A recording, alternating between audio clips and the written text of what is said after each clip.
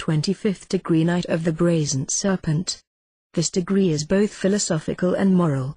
While it teaches the necessity of reformation, as well as repentance, as a means of obtaining mercy and forgiveness, it is also devoted to an explanation of the symbols of Masonry, and especially to those which are connected with that ancient and universal legend, of which that of Keam Abbey is but a variation, that legend which, representing a murder or a death, and a restoration to life, by a drama in which figure Osiris, Isis and Horus, Atys and Cybele, Adonis and Venus, the Kabiri, Dionysos, and many another representative of the active and passive powers of nature, taught the initiates in the mysteries that the rule of evil and darkness is but temporary, and that that of light and good will be eternal. Maimonides says, in the days of Enos, the son of Seth, men fell into grievous errors, and even Enos himself partook of their infatuation. Their language was, that since God has placed on high the heavenly bodies, and used them as his ministers, it was evidently his will that they should receive from man the same veneration, as the servants of a great prince justly claim from the subject multitude. Impressed with this notion, they began to build temples to the stars, to sacrifice to them, and to worship them, in the vain expectation that they should thus please the Creator of all things. At first, indeed, they did not suppose the stars to be the only deities, but adored in conjunction with them the Lord God Omnipotent. In process of time, however, that great and venerable name was totally forgotten, and the whole human race retained no other religion than the idolatrous worship of the host of heaven. The first learning in the world consisted chiefly in symbols. The wisdom of the Chaldeans, Phoenicians, Egyptians, Jews, of Zoroaster, Shantoniathan, Pharisaites, Cyrus, Pythagoras, Socrates, Plato, of all the ancients, that is come to our hand, is symbolic. It was the mode, says Cyrenus on Plato's Symposium, of the ancient philosophers, to represent truth by certain symbols and hidden images. All that can be said concerning the gods, says Strabo, must be by the exposition of old opinions and fables, it being the custom of the ancients to wrap up in enigma and allegory their thoughts and discourses concerning nature, which are therefore not easily explained. As you learned in the 24th degree, my brother, the ancient philosophers regarded the soul of man as having had its origin in heaven. That was, Macrobius says, a settled opinion among them all, and they held it to be the only true wisdom, for the soul, while united with the body, to look ever toward its source, and strive to return to the place whence it came. Among the fixed stars it dwelt, until, seduced by the desire of animating a body, it descended to be imprisoned in matter. Thenceforward it has no other resource than recollection, and is ever attracted toward its birthplace and home. The means of return are to be sought for in itself. To reascend to its source, it must do and suffer in the body. Thus the mysteries taught the great doctrine of the divine nature and longings after immortality of the soul, of the nobility of its origin, the grandeur of its destiny, its superiority over the animals who have no aspirations heavenward. If they struggled in vain to express its nature, by comparing it to fire and light, if they erred as to its original place of abode, and the mode of its descent, and the path which, descending and ascending, it pursued among the stars and spheres, these were the accessories of the great truth, and mere allegories designed to make the idea more impressive, and, as it were, tangible, to the human mind. Let us, in order to understand this old thought, first follow the soul in its descent. The sphere or heaven of the fixed stars was that holy region, and those Elysian fields, that were the native domicile of souls, and the place to which they reascended, when they had recovered their primitive purity and simplicity. From that luminous region the soul set forth, when it journeyed toward the body, a destination which it did not reach until it had undergone 3 degradations, designated by the name of deaths, and until it had passed through the several spheres and the elements. All souls remained in possession of heaven and of happiness, so long as they were wise enough to avoid the contagion of the body, and to keep themselves from any contact with matter. But those who, from that lofty abode, where they were lapped in eternal light, have looked longingly toward the body, and toward that which we here below call life, but which is to the soul a real death, and who have conceived for it a secret desire. Those souls, victims of their concupiscence, are attracted by degrees toward the inferior regions of the world, by the mere weight of thought and of that terrestrial desire.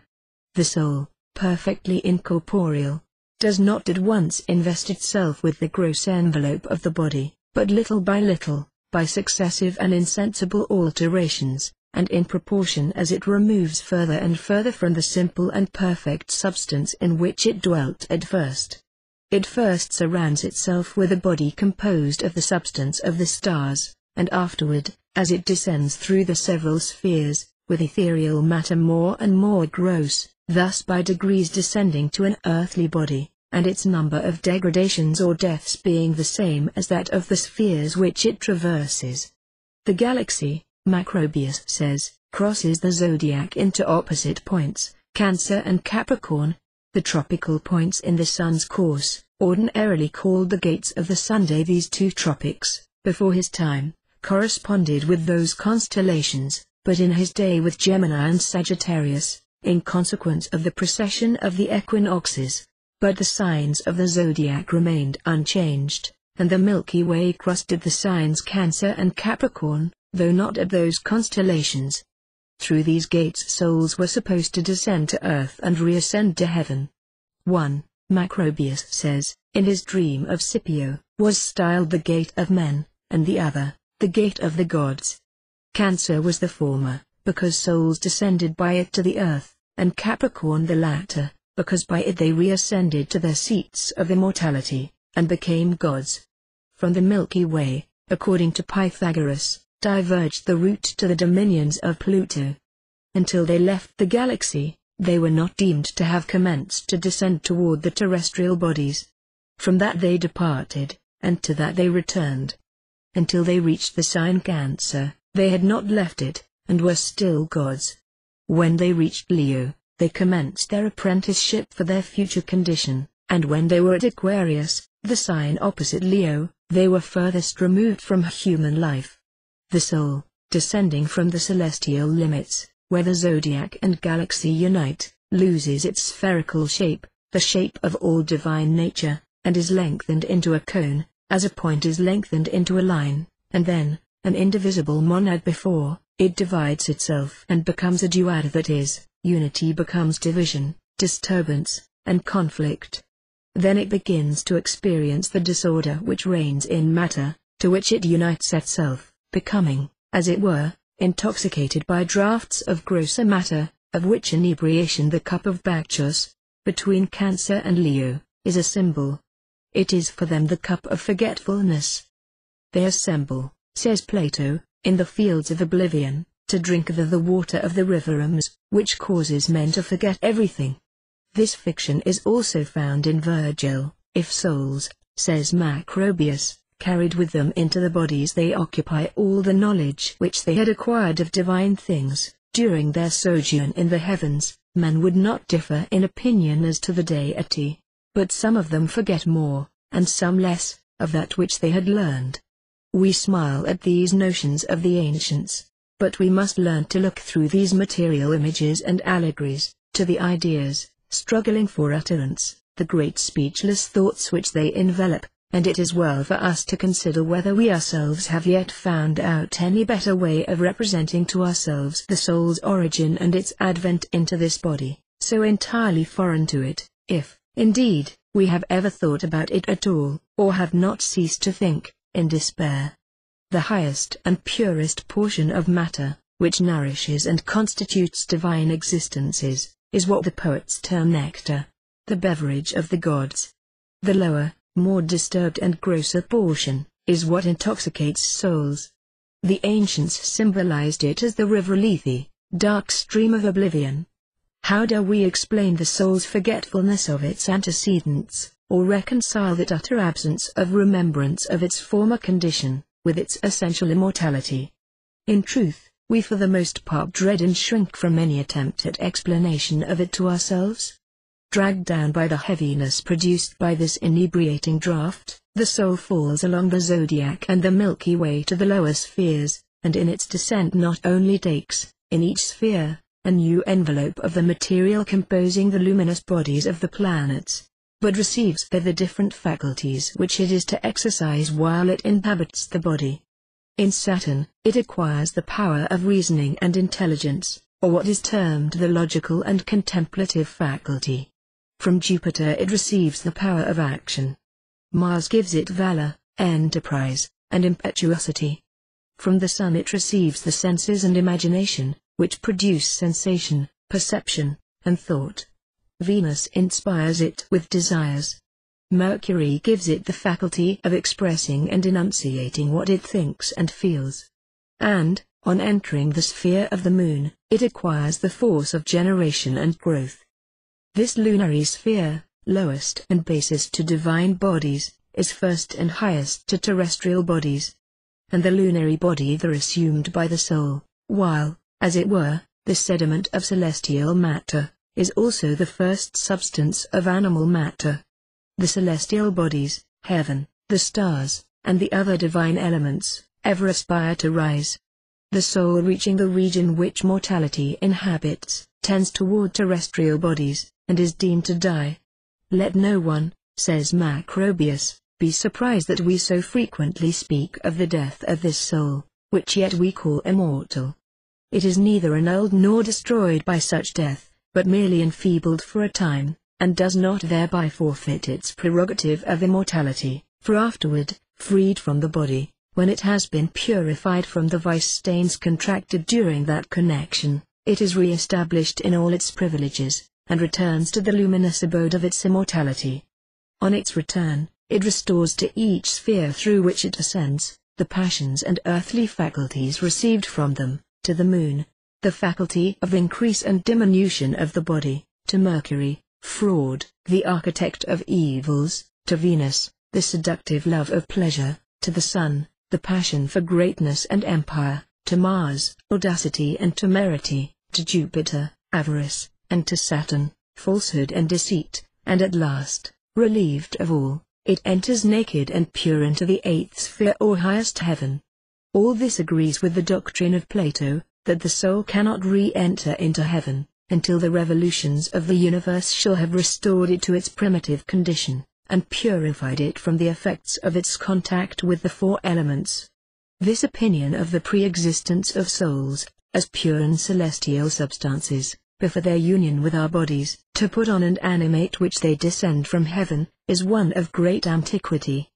A modern rabbi, Manasseh ben Israel, says it was always the belief of the Hebrews. It was that of most philosophers who admitted the immortality of the soul, and therefore it was taught in the mysteries, for, as Lactantius says, they could not see how it was possible that the soul should exist after the body, if it had not existed before it, and if its nature was not independent of that of the body.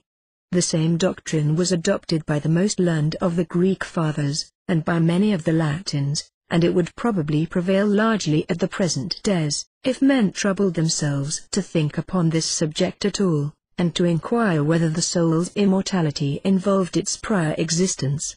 Some philosophers held that the soul was incarcerated in the body, by way of punishment for sins committed by it in a prior state. How they reconciled this with the same soul's unconsciousness of any such prior state, or of sin committed there, does not appear. Others held that God, of his mere will, sent the soul to inhabit the body. The Kabbalists united the two opinions. They held that there are four worlds, Aziluth, Briarth, Jezi, Arat, and Asiarth, the world of emanation, that of creation, that of forms, and the material world, one above and more perfect than the other, in that order, both as regards their own nature and that of the beings who inhabit them. All souls are originally in the world Aziluth, the supreme heaven, abode of God, and of pure and immortal spirits. Those who descend from it without fault of their own, by God's order, are gifted with a divine fire, which preserves them from the contagion of matter, and restores them to heaven so soon as their mission is ended.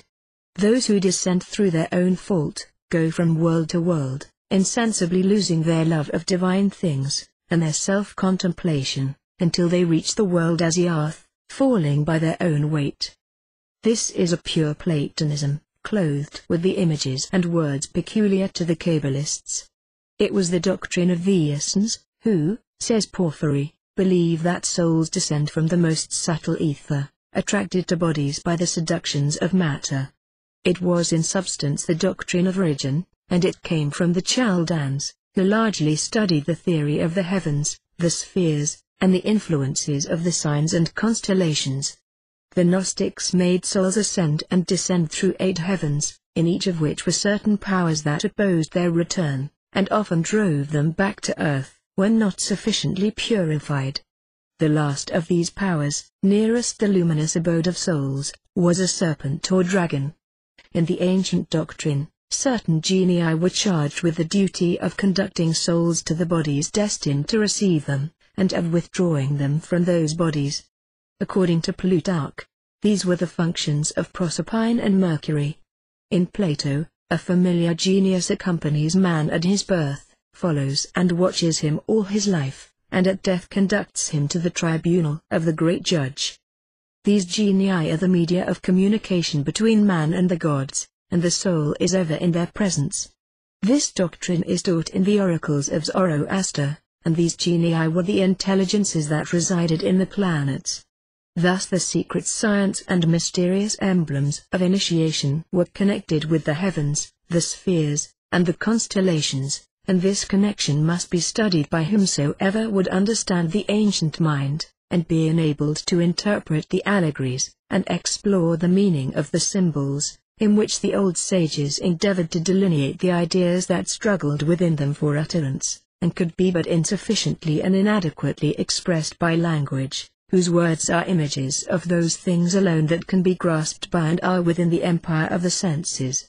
It is not possible for us thoroughly to appreciate the feelings with which the ancients regarded the heavenly bodies, and the ideas to which their observation of the heavens gave rise, because we cannot put ourselves in their places, look at the stars with their eyes in the world's youth, and divest ourselves of the knowledge which even the commonest of us have, that makes us regard the stars and planets and all the universe of suns and worlds, as a mere inanimate machine and aggregate of senseless orbs, no more astonishing, except in degree, than a clock or an orrery.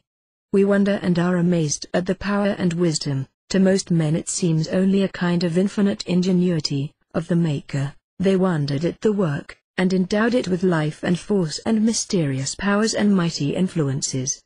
Memphis, in Egypt, was in latitude 29½ north, and in longitude 30½ east. In Upper Egypt, in latitude 25½ 45 north, and longitude 32½ east. Babylon was in latitude 32½ 30 north, and longitude 44½ east, while Saba, the ancient with Saban capital of Ethiopia, was about in latitude 15½ north. Through Egypt ran the great river Nile, coming from beyond Ethiopia, its source in regions wholly unknown, in the abodes of heat and fire, and its course from south to north. Its inundations had formed the alluvial lands of Upper and Lower Egypt, which they continued to raise higher and higher, and to fertilize by their deposits. At first, as in all newly settled countries, those inundations, occurring annually and always at the same period of the year, were calamities, until, by means of levees and drains and artificial lakes for irrigation, they became blessings, and were looked for with joyful anticipation, as they had before been awaited with terror. Upon the deposit left by the sacred river, as it withdrew into its banks, the husbandman sowed his seed, and the rich soil and the genial sun ensured him an abundant harvest. Babylon lay on the Euphrates, which ran from southeast to northwest, blessing, as all rivers in the Orient do, the arid country through which it flowed, but its rapid and uncertain overflows bringing terror and disaster. To the ancients, as yet inventors of astronomical instruments, and looking at the heavens with the eyes of children, this earth was a level plain of unknown extent. About its boundaries there was speculation, but no knowledge. The inequalities of its surface were the irregularities of a plane. That it was a globe, or that anything lived on its undersurface, or on what it rested, they had no idea.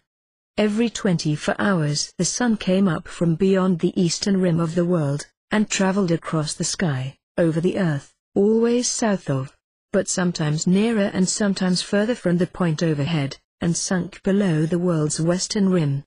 With him went light, and after him followed darkness.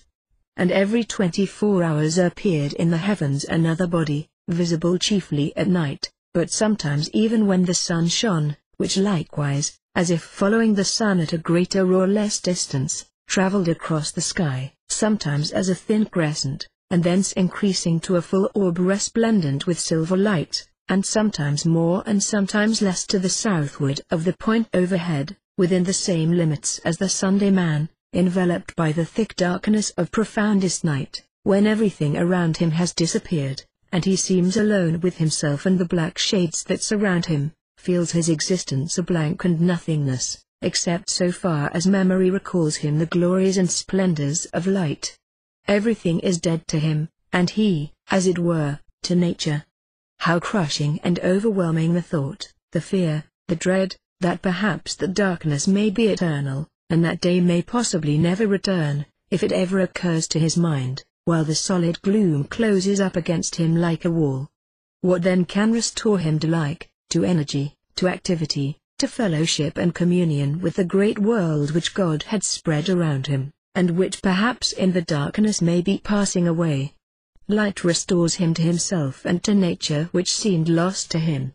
Naturally, therefore, the primitive men regarded light as the principle of their real existence, without which life would be but one continued weariness and despair.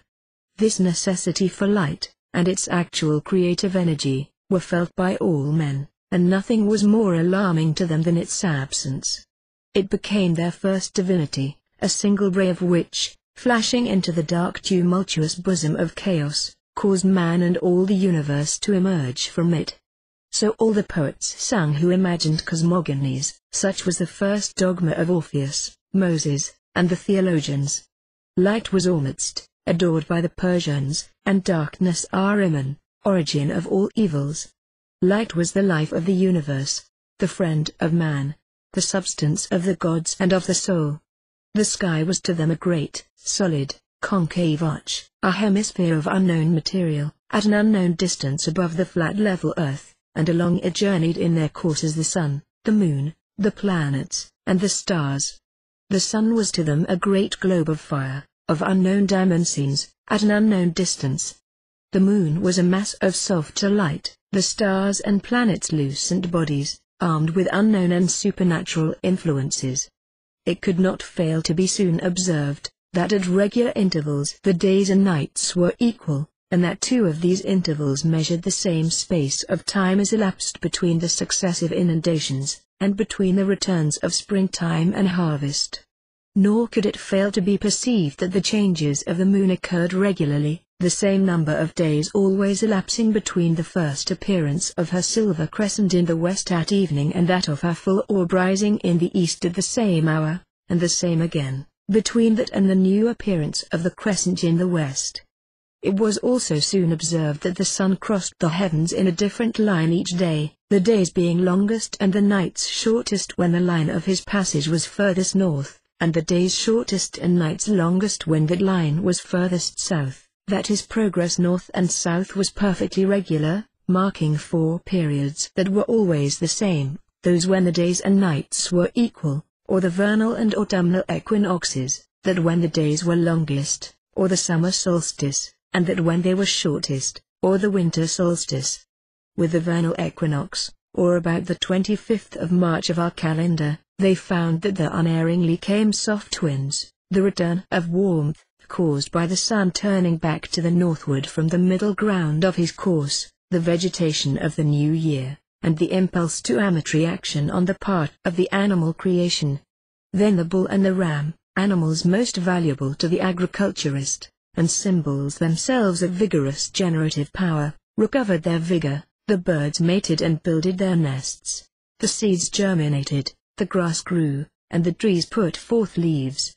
With the summer solstice, when the sun reached the extreme northern limit of his course, came great heat, and burning winds, and lassitude and exhaustion. Then vegetation withered, man longed for the cool breezes of spring and autumn, and the cool water of the wintry Nile or Euphrates, and the lion sought for that element far from his home in the desert.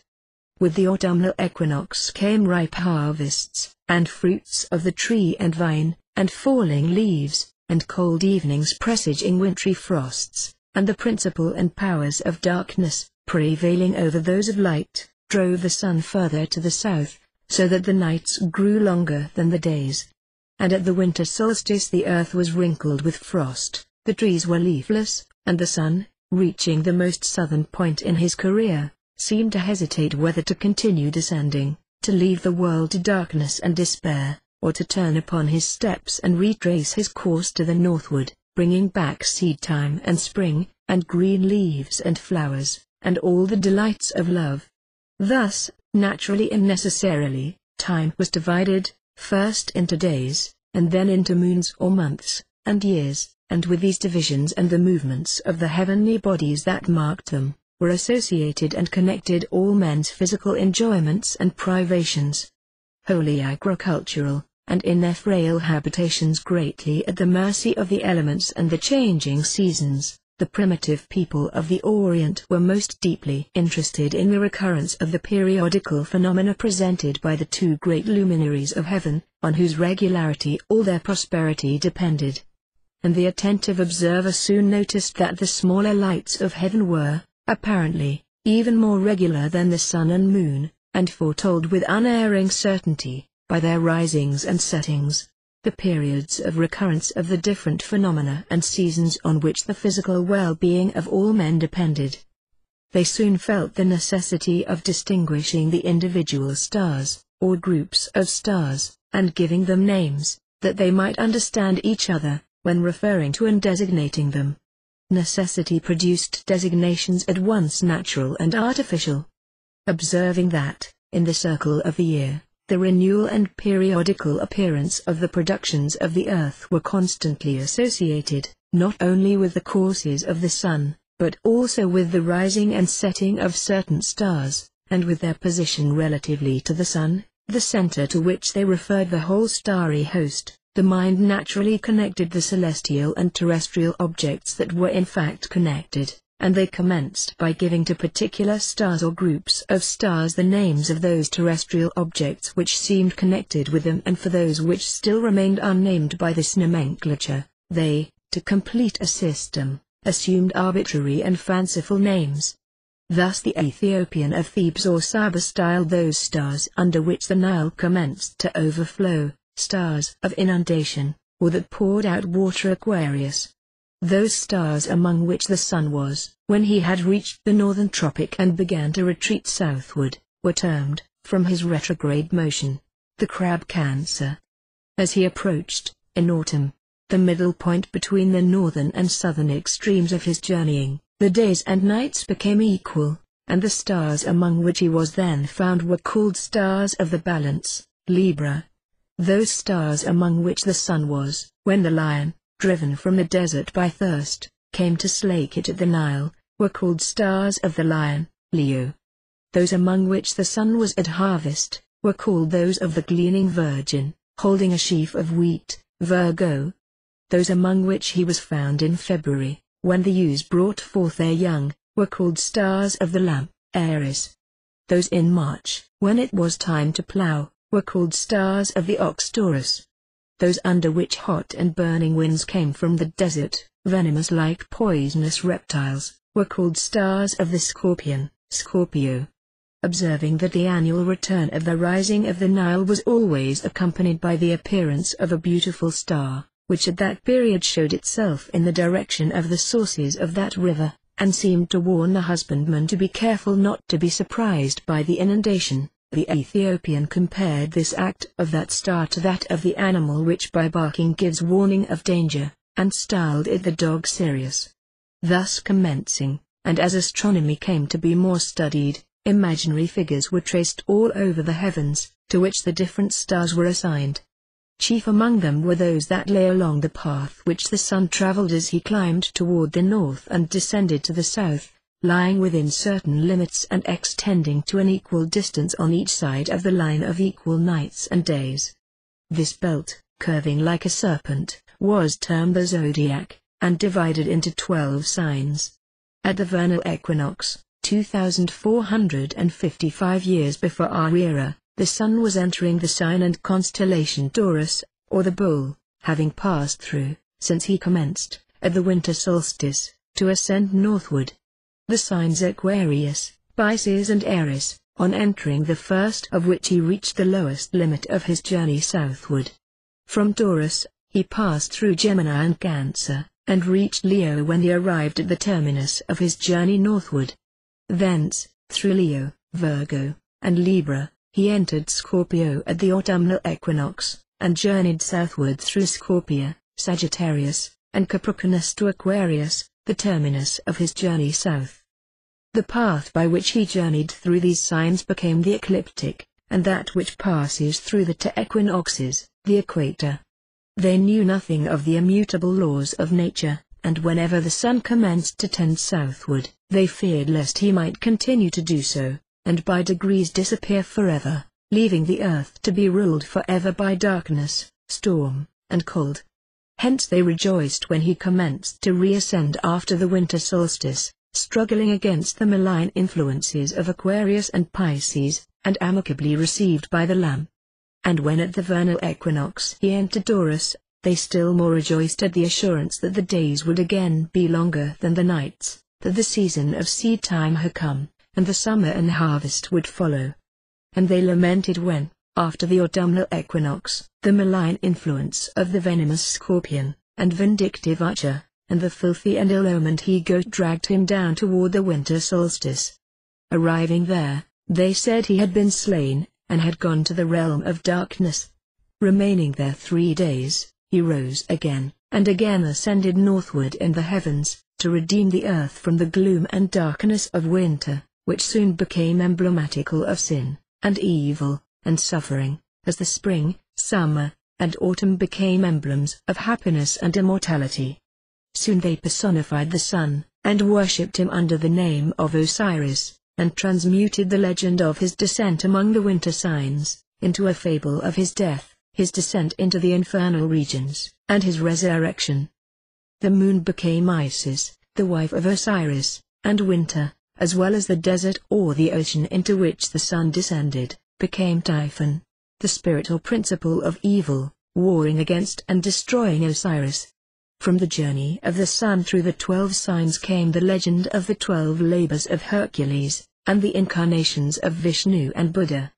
Hence came the legend of the murder of Khrm, representative of the sun, by the 3 fellow crafts, symbols of the 3 winter signs, Capricornus, Aquarius, and Pisces, who assailed him at the 3 gates of heaven and slew him at the winter solstice. Hence the search for him by the 9 fellow crafts, the other 9 signs, his finding, burial, and resurrection. The celestial Taurus, opening the new year, was the creative of Bull of the Hindus and Japanese, breaking with his horn the egg out of which the world is born. Hence the bull Apis was worshipped by the Egyptians, and reproduced as a golden calf by Aaron in the desert. Hence the cow was sacred to the Hindus. Hence, from the sacred and beneficent signs of Taurus and Leo, the human-headed winged lions and bulls in the palaces at Guyanjik and Nimrud, like which were the cherubim set by Solomon in his temple, and hence the 12 brazen or bronze oxen, on which the layer of brass was supported. The celestial vulture or eagle, rising and setting with the scorpion, was substituted in its place, in many cases, on account of the malign influences of the latter, and thus the 4 great periods of the year were mailed by the bull, the lion, the man, Aquarius, and the eagle, which were upon the respective standards of Ephraim, Judah, Reuben, and Dan, and still appear on the shield of American Royal Arch Masonry. Afterward the ram or lamb became an object of adoration, when, in his turn, he opened the equinox, to deliver the world from the wintry reign of darkness and evil. Around the central and simple idea of the annual death and resurrection of the sun, a multitude of circumstantial details soon clustered. Some were derived from other astronomical phenomena, while many were merely poetical ornaments and inventions. Besides the sun and moon, those ancients also saw a beautiful star, shining with a soft, silvery light, always following the sun at no great distance when he set, or preceding him when he rose. Another of a red and angry color, and still another more kingly and brilliant than all, early attracted their attention, by their free movements among the fixed hosts of heaven, and the latter by his unusual brilliancy, and the regularity with which he rose and set. These were Venus, Mars, and Jupiter. Mercury and Saturn could scarcely have been noticed in the world's infancy, or until astronomy began to assume the proportions of a science. In the projection of the celestial sphere by the astronomical priests, the zodiac and constellations, arranged in a circle, presented their halves in diametrical opposition, and the hemisphere of winter was said to be adverse, opposed, contrary, to that of Slihim summer.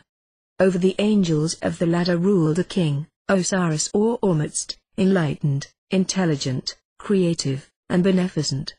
Over the fallen angels or evil genii of the former, the demons or deaths of the subterranean empire of darkness and sorrow, and its stars, ruled also a chief. In Egypt the scorpion first ruled, the sign next the balance, and long the chief of the winter signs, and then the polar bear or ass, called Typhon, that is, deluge, on account of the rains which inundated the earth while that constellation domineered. In Persia, at a later day, it was the serpent, which, personified as Ahriman, was the evil principle of the religion of Zoroaster. The sun does not arrive at the same moment in each year at the equinoctial point on the equator. The explanation of his anticipating that point belongs to the science of astronomy, and to that we refer you for it. The consequence is, what is termed the precession of the equinoxes, by means of which the sun is constantly changing his place in the zodiac, at each vernal equinox, so that now, the signs retaining the names which they had 300 years before Christ, they and the constellations do not correspond, the sun being, now in the constellation Pisces, when he is in the sign Aries. The annual amount of precession is 50 seconds and a little over, 51. The period of a complete revolution of the equinoxes, 25,856 years. The precession amounts to 30 for a sign, in 2,155.6 years. So that, as the sun now enters Pisces at the vernal equinox, he entered Aries at that period, 300 years BC. And Taurus 2,455 BC. And the division of the ecliptic, now called Taurus, lies in the constellation Aries, while the sign Gemini is in the constellation Taurus. 4,610 years before Christ, the sun entered Gemini at the vernal equinox. At the two periods, 2,455 and 300 years before Christ and now, the entrances of the sun at the equinoxes and solstices into the signs, render as follows: BC 2455. Leo, Scorpio, Aquarius, Vern. Equinox. He entered Taurus, summer solstice or autumnal equinox, winter solstice BC 300. Aries, Cancer, Libra, Capricornus, Vern. Ex summer sols, autumn, winter sols 1872. Pisces, Gemini, Virgo, Sagittarius, Vern. Ex sum sols aut. Ec winter sols. From confounding signs with causes came the worship of the sun and stars. If, says Job, I beheld the sun when it shined, or the moon progressive in brightness, and my heart hath been secretly enticed, or my mouth hath kissed my hand, this were an iniquity to be punished by the judge, for I should have denied the God that is above. Perhaps we are not, on the whole, much wiser than those simple men of the old time. For what do we know of effect and cause, except that one thing regularly or habitually follows another?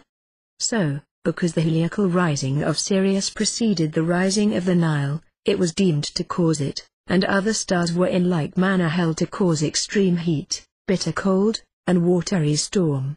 A religious reverence for the zodiacal bull, Taurus, appears, from a very early period, to have been pretty general. Perhaps it was universal, throughout Asia, from that chain or region of Caucasus to which it gave name, and which is still known under the appellation of Mount Taurus, to the southern extremities of the Indian peninsula, extending itself also into Europe, and through the eastern parts of Africa. This evidently originated during those remote ages of the world, when the couleur of the vernal equinox passed across the stars in the head of the sign from Aries, from Cancer, from Libra, from Capricornus, from Pisces, from Gemini, from Virgo, from Sagittarius, from Aquarius, from Taurus, from Leo, from Scorpio, Taurus, among which was Aldebaran, a period when, as the most ancient monuments of all the Oriental nations attest, the light of arts and letters first shone forth. The Arabian word Aldebaran means the foremost, or leading star, and it could only have been so named, when it did precede, or lead, all others. The year then opened with the sun in Taurus, and the multitude of ancient sculptures, both in Assyria and Egypt, wherein the bull appears with lunette or crescent horns, and the disk of the sun between them, are direct allusions to the important festival of the first new moon of the year, and there was everywhere an annual celebration of the festival of the first new moon, when the year opened with Sol and Luna in Taurus. David sings, "Blow the trumpet in the new moon, in the time appointed, on our solemn feast day, for this is a statute unto Israel, and a law of the God of Jacob." This he ordained to Joseph, for a testimony, when he came out of the land of Egypt. The reverence paid to Taurus continued long after, by the precession of the equinoxes, the couleur of the vernal equinox had come to pass through Aries. The Chinese still have a temple, called, the Palace of the Horned Bull, and the same symbol is worshipped in Japan and all over Hindustan. The Cimbrians carried a brazen bull with them, as the image of their god, when they overran Spain and Gaul, and the representation of the creation, by the deity in the shape of a bull, breaking the shell of an egg with his horns, meant Taurus, opening the year, and bursting the symbolical shell of the annually recurring orb of the new year. Theophilus says that the Osiris of Egypt was supposed to be dead or absent 50 days in each year. Landseer thinks that this was because the Saban priests were accustomed to see, in the lower latitudes of Egypt and Ethiopia, the first or chief stars of the husbandman, boats, sink achronically beneath the western horizon, and then to begin their lamentations, or hold forth the signal for others to weep, and when his prolific virtues were supposed to be transferred to the vernal sun, bacchanalian revelry became devotion. Before the couleur of the vernal equinox had passed into Aries, and after it had left Aldebaran and the Hyades, the Pleiades were, for 7 or 8 centuries, the leading stars of the Saban year. And thus we see, on the monuments, the disk and crescent, symbols of the sun and moon in conjunction, appear successively, first on the head, and then on the neck and back of the zodiacal bull, and more recently on the forehead of the ram.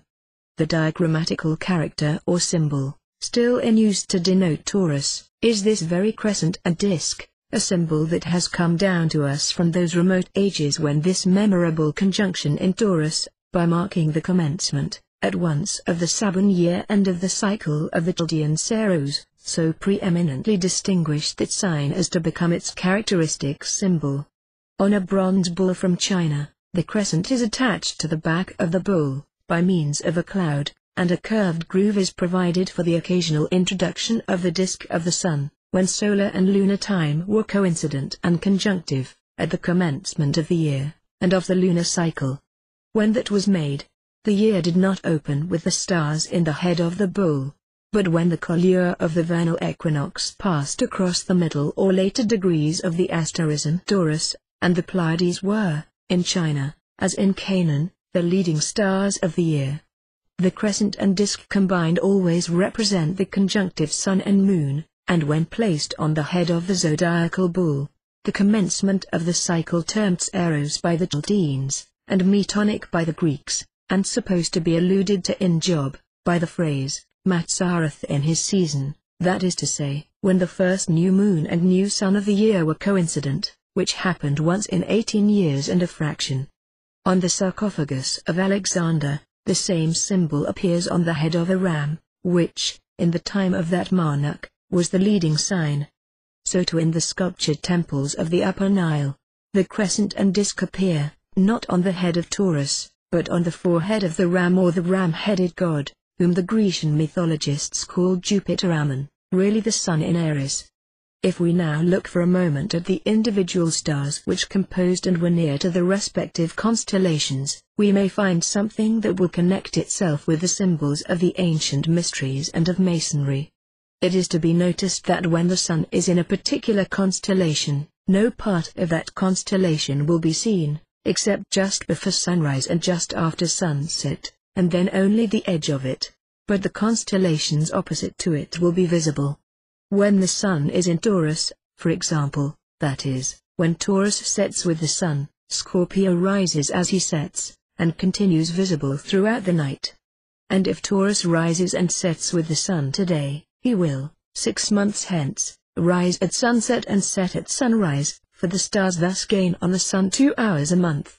Going back to the time when, watched by the Chaldean shepherds, and the husbandmen of Ethiopia and Egypt, the milk-white bull with golden horns led on the newborn year, we see in the neck of Taurus, the Pleiades, and in his face the Hyades, which Grecia from their showering names, and of whom the brilliant Aldebaran is the chief, while to the southwestward is that most splendid of all the constellations, Orion, with Betelgeuse in his right shoulder, Bellatrix in his left shoulder, Rigel on the left foot, and in his belt the 3 stars known as the 3 kings, and now as the Yard and Del.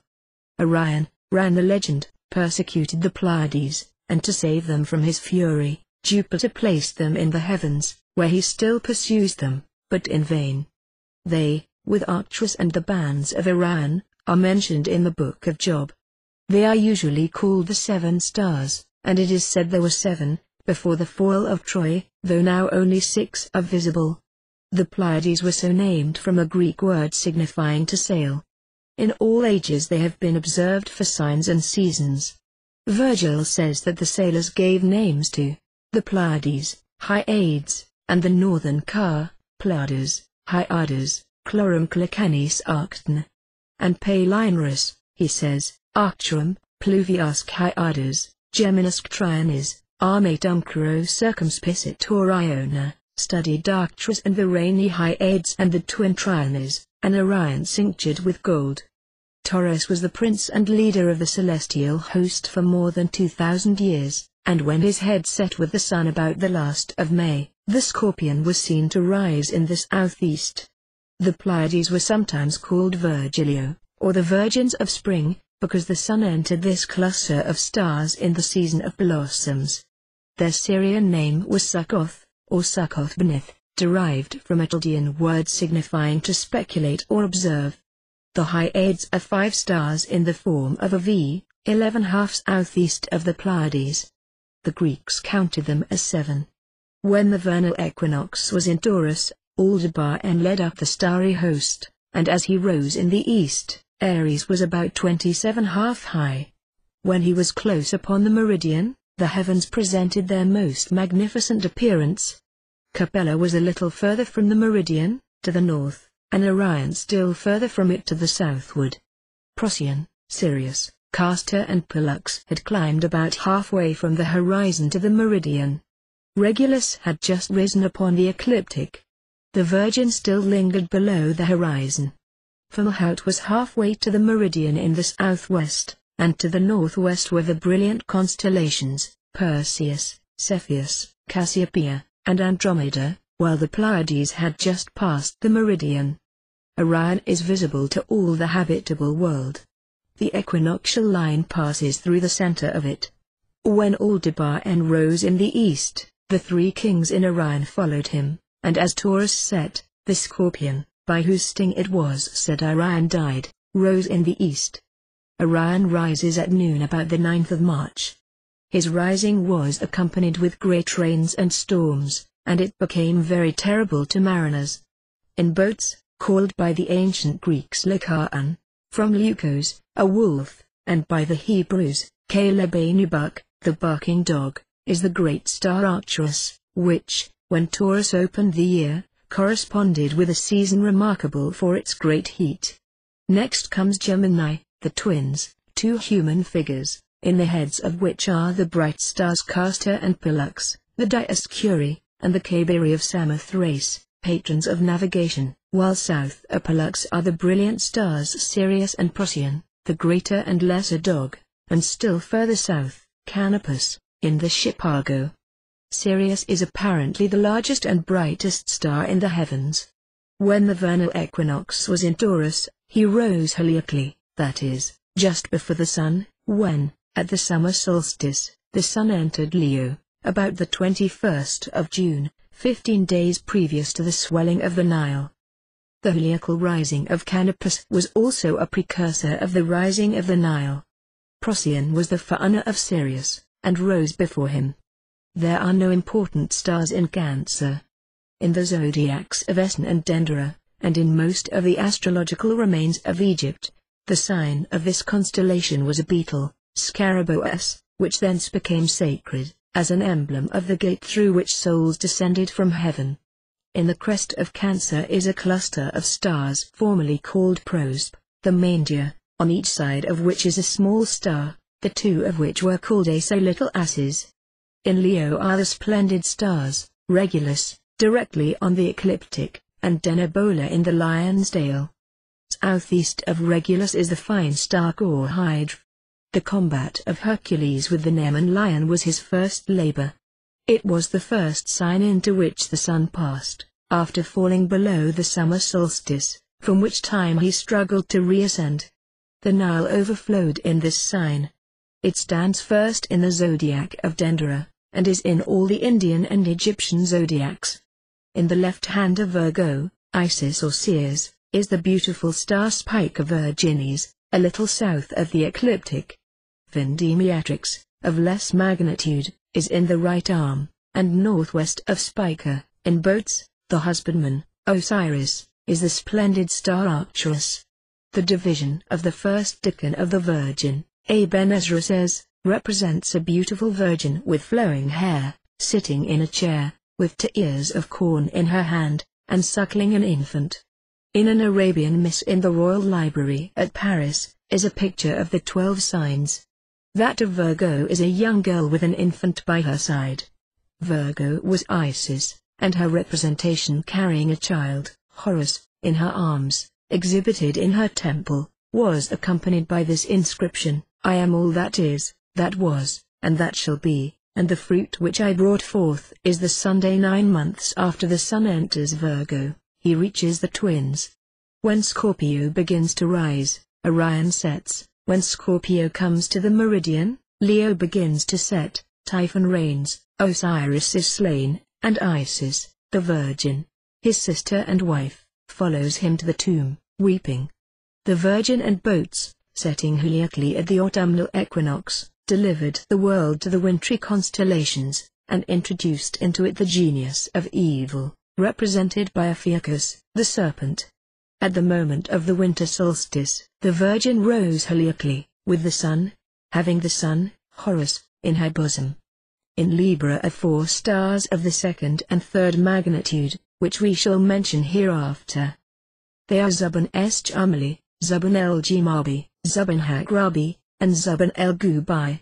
Near the last of these is the brilliant and malign star, Antares in Scorpio. In Scorpio, Antares, of the 1st magnitude, and remarkably red, was one of the 4 great stars, Fomalhaut, in Cetus, Aldebaran in Taurus, Regulus in Leo, and Antares, that formerly answered to the solstitial and equinoctial points, and were much noticed by astronomers. This sign was sometimes represented by a snake, and sometimes by a crocodile, but generally by a scorpion, which last is found on the Mithriac monuments, and on the zodiac of Dendera. It was considered a sign accursed, and the entrance of the sun into it commenced the reign of Typhon. In Sagittarius, Capricornus, and Aquarius there are no stars of importance. Near Pisces is the brilliant star Fomalhaut. No sign in the zodiac is considered of more malignant influence than this. It was deemed indicative of violence and death. Both the Syrians and Egyptians abstained from eating fish, out of dread and abhorrence, and when the latter would represent anything as odious, or express hatred by hieroglyphics, they painted a fish. In Auriga is the bright star Capella, which to the Egyptians never set. And, circling ever round the North Pole are 7 stars, known as Ursa Major, or the Great Bear, which have been an object of universal observation in all ages of the world. They were venerated alike by the priests of Bel, the Magi of Persia, the shepherds of Chaldea, and the Phoenician navigators, as well as by the astronomers of Egypt. 2 of them, Merak and Dub, always point to the North Pole. The Phoenician and Egyptians, says Eusebius, were the first who ascribed divinity to the sun, moon, and stars, and regarded them as the sole causes of the production and destruction of all beings. From them went abroad over all the world all known opinions as to the generation and descent of the gods. Only the Hebrews looked beyond the visible world to an invisible creator. All the rest of the world regarded as gods those luminous bodies that blaze in the firmament, offered them sacrifices, bowed down before them, and raised neither their souls nor their worship above the visible heavens. The Chaldeans, Canaanites, and Syrians, among whom Abraham lived, did the same. The Canaanites consecrated horses and chariots to the sun. The inhabitants of Emesa in Phoenician adored him under the name of Elagabalus, and the sun, as Hercules, was the great deity of the Tyrians. The Syrians worshipped, with fear and dread, the stars of the constellation Pisces, and consecrated images of them in their temples. The sun as Adonis was worshipped in Byblos and about Mount Libanus. There was a magnificent temple of the sun at Palmyra, which was pillaged by the soldiers of Aurelian, who rebuilt it and dedicated it anew. The Pleiades, under the name of Succoth-Beneth, were worshipped by the Babylonian colonists who settled in the country of the Samaritans. Saturn, under the name of Remphan, was worshipped among the Copts. The planet Jupiter was worshipped as Bel or Baal, Mars as Malik, Malich, or Moloch, Venus as Ashtaroth or Astarte, and Mercury as Nebo, among the Syrians, Assyrians, Phoenicians, and Canaanites. Sancho Niathan says that the earliest Phoenicians adored the sun, whom they deemed sole lord of the heavens, and honored him under the name of Bel-Samin, signifying king of heaven. They raised columns to the elements, fire, and air or wind, and worshipped them, and Sabism, or the worship of the stars, flourished everywhere in Babylonia. The Arabs, under a sky always clear and serene, adored the sun, moon, and stars. Abul-Far Agius so informs us, and that each of the 12 Arab tribes invoked a particular star as its patron. The tribe Hamia was consecrated to the sun, the tribe Sena to the moon, the tribe Mysa was under the protection of the beautiful star in Taurus, Aldebaran, the tribe Tai under that of Canopus, the tribe Kais, of Sirius, the tribes Lachamus and Idamus, of Jupiter, the tribe Asad, of Mercury, and so on. The Saracens, in the time of Heraclius, worshipped Venus, whom they called Kaaba, or the Great, and they swore by the sun, moon, and stars. Shahristan, an Arabic author, says that the Arabs and Indians before his time had temples dedicated to the 7 planets. Abul-Far Agius says that the 7 great primitive nations, from whom all others descended, the Persians, Chaldeans, Greeks, Egyptians, Turks, Indians, and Chinese, all originally were Sabists, and worshipped the stars. They all, he says, like the Chaldeans, prayed turning toward the North Pole 3 times a day, at sunrise, noon, and sunset, bowing themselves 3 times before the Sunday. They invoked the stars and the intelligences which inhabited them, offered them sacrifices, and called the fixed stars and planets gods. Philo says that the Chaldeans regarded the stars as sovereign arbiters of the order of the world, and did not look beyond the visible causes to any invisible and intellectual being. They regarded nature as the great divinity, that exercised its powers through the action of its parts, the sun, moon, planets, and fixed stars, the successive revolutions of the seasons, and the combined action of heaven and earth. The great feast of the Sabans was when the sun reached the vernal equinox, and they had 5 other feasts, at the times when the 5 minor planets centered the signs in which they had their exaltation. Diodorus Siculus informs us that the Egyptians recognized 2 great divinities, primary and eternal, the sun and moon, which they thought governed the world, and from which everything receives its nourishment and growth, that on them depended all and the great work of generation, and the perfection of all effects produced in nature. We know that the 2 great divinities of Egypt were Osiris and Isis, the greatest agents of nature, according to some, the sun and moon, and according to others, heaven and earth, or the active and passive principles of generation, and we learn from Porphyry that Ch. Remen, a learned priest of Egypt, and many other learned men of that nation, said that the Egyptians recognized as gods the stars composing the zodiac, and all those that by their rising or setting marked its divisions, the subdivisions of the signs into decans, the horoscope and the stars that presided therein, and which were called potent chiefs heaven, that considering the sun as the great god, architect, and ruler of the world, they explained not only the fable of Osiris and Isis, but generally all their sacred legends, by the stars, by their appearance and disappearance, by their ascension, by the phases of the moon, and the increase and diminution of her light, by the march of the sun, the division of time and the heavens into 2 parts, one assigned to darkness and the other to light, by the Nile and, in fine, by the whole round of physical causes. Lucian tells us that the bull Apis, sacred to the Egyptians, was the image of the celestial bull, or Taurus, and that Jupiter Ammon, horned like a ram, was an image of the constellation Aries. And Clemens of Alexandria assures us that the 4 principal sacred animals, carried in their processions, were emblems of the 4 signs or cardinal points which fixed the seasons at the equinoxes and solstices, and divided into 4 parts the yearly march of the sun. They worshipped fire also, and water, and the Nile, which river they styled Father, Preserver of Egypt, sacred emanation from the great god Osiris, and in their hymns in which they called it the god crowned with millet, which grain, represented by the schint, was part of the headdress of their kings, bringing with him abundance. The other elements were also revered by them, and the great gods, whose names are found inscribed on an ancient column, are the air, heaven, the earth, the sun, the moon, night, and day. And, in fine, as Eusebius says, they regarded the universe as a great deity, composed of a great number of gods, the different parts of itself.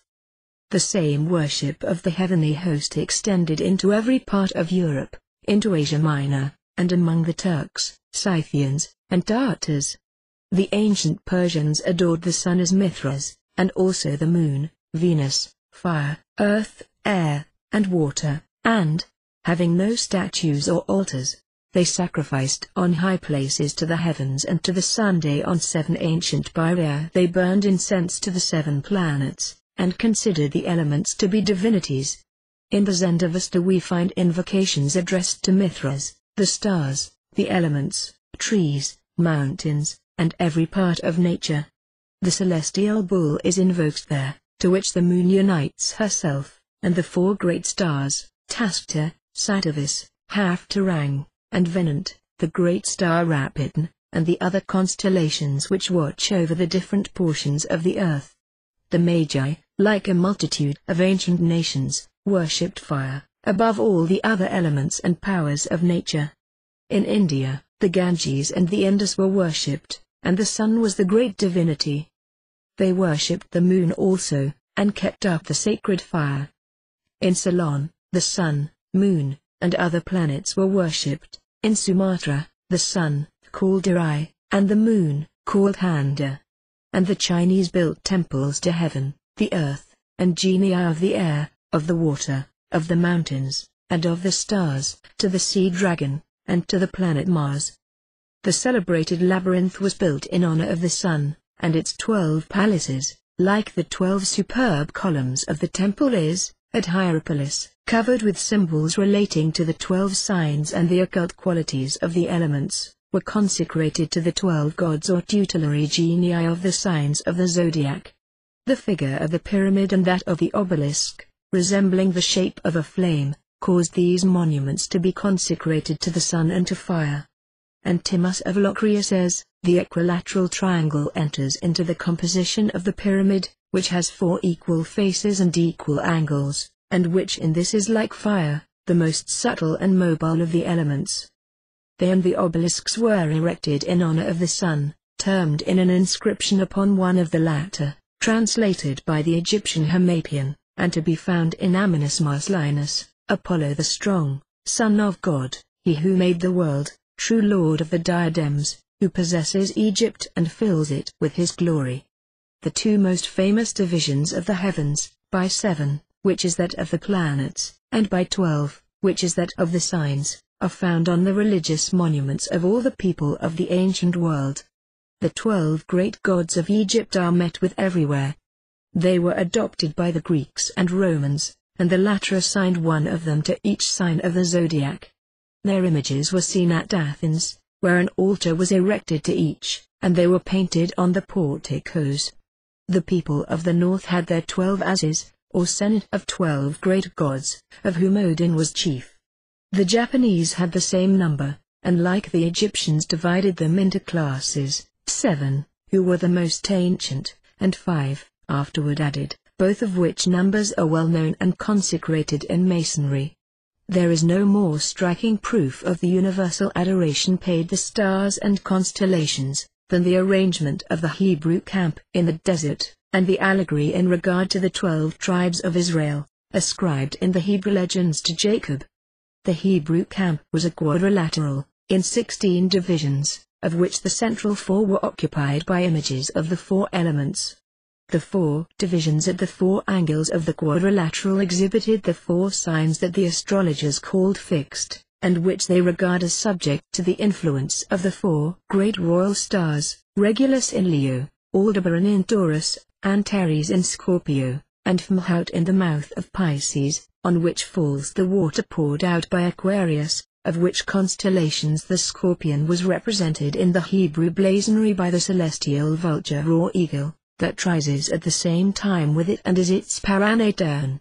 The other signs were arranged on the 4 faces of the quadrilateral, and in the parallel and interior divisions.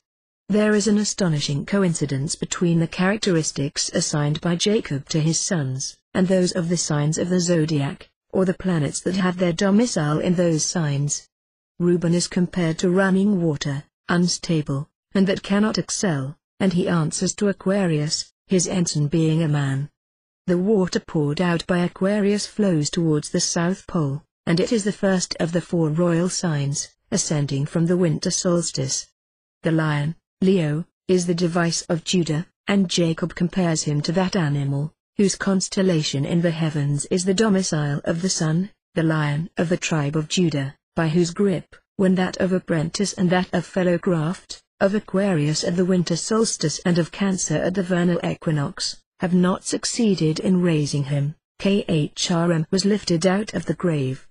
Ephraim, on whose ensign appears the celestial bull, Jacob compares to the ox. Dan, bearing as his device a scorpion, he compares to the cerastes or horned serpent, synonymous in astrological language with the vulture or pouncing eagle, and which bird was often substituted on the flag of Dan, in place of the venomous scorpion, on account of the terror which that reptile inspired, as the symbol of Typhon and his malign influences, wherefore the eagle, as its paranaton, that is, rising and setting at the same time with it, was naturally used in its stead. Hence the 4 famous figures in the sacred pictures of the Jews and Christians, and in royal arch masonry, of the lion, the ox, the man, and the eagle, the 4 creatures of the Apocalypse, copied there from Ezekiel, in whose reveries and rhapsodies they are seen revolving around blazing circles. The ram, domicile of Mars, chief of the celestial soldiery and of the 12 signs, is the device of Gad, whom Jacob characterizes as a warrior, chief of his army, Cancer, in which are the stars termed Asse, or little asses, is the device of the flag of Issachar, whom Jacob compares to an ass. Capricorn, of old represented with the tail of a fish, and called by astronomers the son of Neptune, is the device of Zebulon, of whom Jacob says that he dwells on the shore of the sea. Sagittarius, chasing the celestial wolf, is the emblem of Benjamin, whom Jacob compares to a hunter, and in that constellation the Romans placed the domicile of Diana the huntress. Virgo, the domicile of Mercury, is borne on the flag of Naphtali, whose eloquence and agility Jacob magnifies, both of which are attributes of the courier of the gods. And of Simeon and Levi he speaks as united, as are the two fishes that make the constellation Pisces, which is their armorial emblem. Plato, in his Republic, followed the divisions of the zodiac and the planets. So also did Lycurgus at Sparta, and Cecrops in the Athenian Commonwealth. Chun, the Chinese legislator, divided China into 12 chiu, and specially designated 12 mountains. The Etruscans divided themselves into 12 cantons. Romulus appointed 12 lictors. There were 12 tribes of Ishmael and 12 disciples of the Hebrew reformer. The New Jerusalem of the Apocalypse has 12 gates. The Susiat, a Chinese book, speaks of a palace composed of 4 buildings, whose gates looked toward the 4 corners of the world.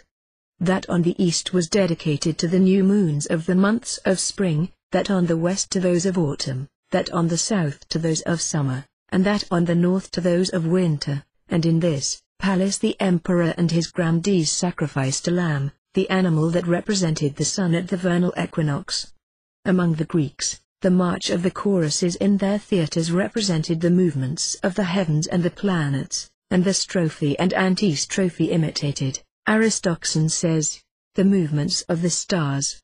The number 5 was sacred among the Chinese, as that of the planets other than the sun and moon.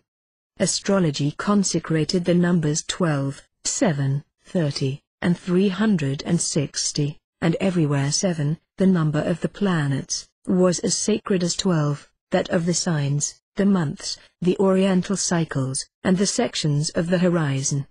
We shall speak more at large hereafter, in another degree, as to these and other numbers, to which the ancients ascribed mysterious powers.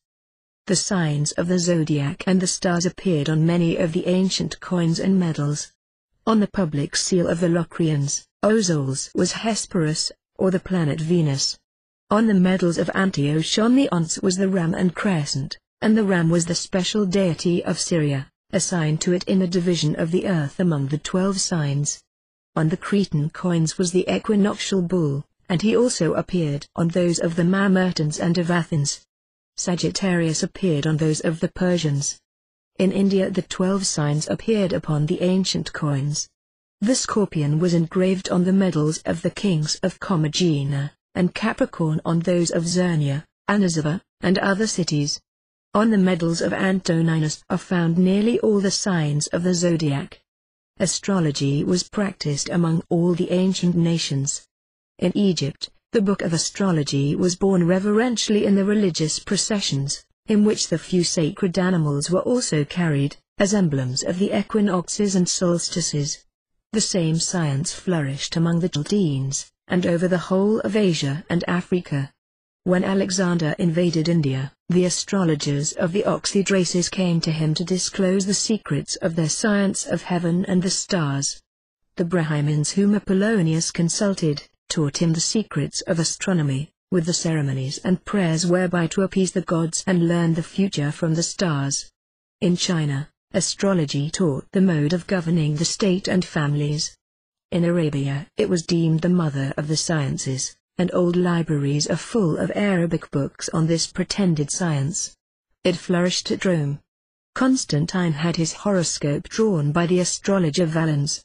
It was a science in the Middle Ages, and even to this day is neither forgotten nor unpracticed. Catherine de' Medici was fond of it. Louis XVI consulted his horoscope, and the learned Cassini commenced his career as an astrologer.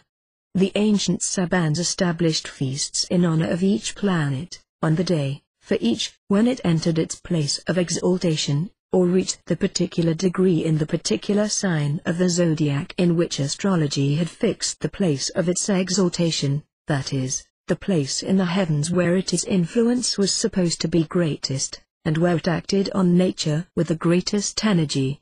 The place of exaltation of the sun was in Aries, because, reaching that point, he awakens all nature, and warms into life all the germs of vegetation, and therefore his most solemn feast among all nations, for many years before our era, was fixed at the time of his entrance into that sign. In Egypt, it was called the Feast of Fire and Light.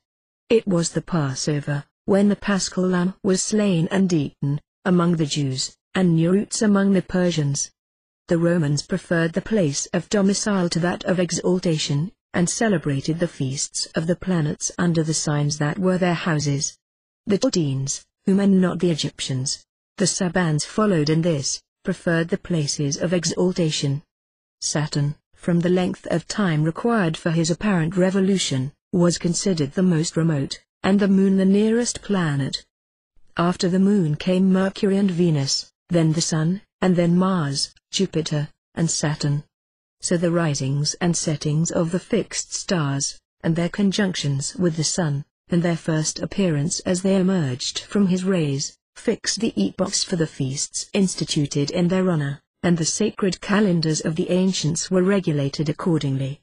In the Roman games of the circus, celebrated in honor of the sun and of entire nature, the sun, moon, planets, zodiac, elements, and the most apparent parts and potent agents of nature were personified and represented, and the courses of the sun in the heavens were imitated in the hippodrome, his chariot being drawn by 4 horses of different colors, representing the 4 elements and seasons. The courses were from east to west, like the circuits round the lodge, and 7 in number, to correspond with the number of planets. The movements of the 7 stars that revolve around the pole were also represented, as were those of Capella, which by its heliacal rising at the moment when the sun reached the Pleiades, in Taurus, announced the commencement of the annual revolution of the Sunday, the intersection of the zodiac by the colures at the equinoctial and solstitial points, fixed 4 periods, each of which has, by one or more nations, and in some cases by the same nation at different periods, been taken from the commencement of the year. Some adopted the vernal equinox, because then day began to prevail over night, and light gained a victory over darkness. Sometimes the summer solstice was preferred, because then day attained its maximum of duration, and the acme of its glory and perfection. In Egypt, another reasoning was, that then the Nile began to overflow, at the heliacal rising of Sirius. Some preferred the autumnal equinox, because then the harvests were gathered, and the hopes of a new crop were deposited in the bosom of the earth. And some preferred the winter solstice, because then, the shortest day having arrived, their length commenced to increase, and light began the career destined to end in victory at the vernal equinox. The sun was figuratively said to die and be born again at the winter solstice. The games of the circus, in honor of the invincible god Sun, were then celebrated, and the Roman year established or reformed by Numa, commenced. Many peoples of Italy commenced their year, Macrobius says, at that time, and represented by the 4 ages of man the gradual succession of periodical increase and diminution of day, and the light of the sun, likening him to an infant born at the winter solstice, a young man at the vernal equinox, a robust man at the summer solstice, and an old man at the autumnal equinox. This idea was borrowed from the Egyptians, who adored the sun at the winter solstice, under the figure of an infant. The image of the sign in which each of the 4 seasons commenced, became the form under which was figured the sun of that particular season. The lion's skin was worn by Hercules, the horns of the bull adorned the forehead of Bacchus, and the autumnal serpent wound its long folds round the statue of Serapis, 2,500 years before our era, when those signs corresponded with the commencement of the seasons. When other constellations replaced them at those points, by means of the precession of the equinoxes, those attributes were changed. Then the ram furnished the horns for the head of the sun, under the name of Jupiter Ammon. He was no longer born exposed to the waters of Aquarius, like Bacchus, nor enclosed in an urn like the god Canopus, but in the stables of Aegeus or the celestial goat. He then completed his triumph, mounted on an ass, in the constellation Cancer, which then occupied the solstitial point of summer. Other attributes: the images of the sun borrowed from the constellations which, by their rising and setting, fixed the points of departure of the year, and the commencements of its four principal divisions. First the bull and afterward the ram, called by the Persians the lamb, was regarded as the regenerator of nature, through his union with the Sunday. Each, in his turn, was an emblem of the sun overcoming the winter darkness, and repairing the disorders of nature, which every year was regenerated under these signs, after the scorpion and serpent of autumn had brought upon it barrenness, disaster, and darkness. Mithras was represented sitting on a bull, and that animal was an image of Osiris, while the Greek Bacchus armed his front with its horns, and was pictured with its tail and feet. The constellations also became noteworthy to the husbandman, which by their rising or setting, at morning or evening, indicated the coming of this period of renewed fruitfulness and new life. Capella, or the Kidda Maltia, whose horn is called that of abundance, all whose place is over the equinoctial point, or Taurus, and the Pleiades, that long indicated the seasons, and gave rise to a multitude of poetic fables, were the most observed and most celebrated in antiquity. The original Roman year commenced at the vernal equinox. July was formerly called Quintilis, the 5th month, and August Sextilis, the 6th, as September is still the 7th month, October the 8th, and so on. The Persians commenced their year at the same time, and celebrated their great feast of Newrouz when the sun entered Aries and the constellation Perseus rose. Perseus, who first brought down to earth the heavenly fire consecrated in their temples, and all the ceremonies then practiced reminded men of the renovation of nature and the triumph of Ormuzd, the light god, over the powers of darkness, and Ahriman their chief. The legislator of the Jews fixed the commencement of their year in the month Nisan, at the vernal equinox, at which season the Israelites marched out of Egypt and were relieved of their long bondage, in commemoration of which exodus, they ate the paschal lamb at that equinox. And when Bacchus and his army had long marched in burning deserts, they were led by a lamb or ram into beautiful meadows, and to the springs that watered the temple of Jupiter Ammon. For, to the Arabs and Ethiopians, whose great divinity Bacchus was, nothing was so perfect a type of Elysium as a country abounding in springs and rivulets.